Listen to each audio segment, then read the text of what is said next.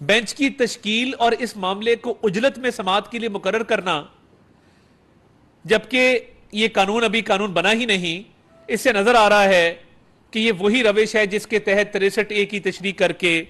تحریک انصاف کی پنجاب میں حکومت قائم کی گئی تھی۔ یہ وہی روش ہے جس کے تحت پارٹی ہیڈ کی جگہ پارلیمانی پارٹی کا سربراہ کا نام ڈالا گیا تھا۔ یہ وہی روش ہے جس کے تحت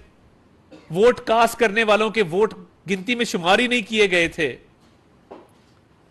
تو یہ جو ون سائیڈڈ معاملہ چل رہا ہے اور کورٹ کا جو تنازع ہے وہ مزید شدت اختیار کر گیا ہے، کیونکہ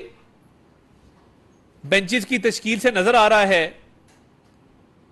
کہ کورٹ تقسیم ہے۔ ابھی تک 2 ہفتے گزر جانے کے باوجود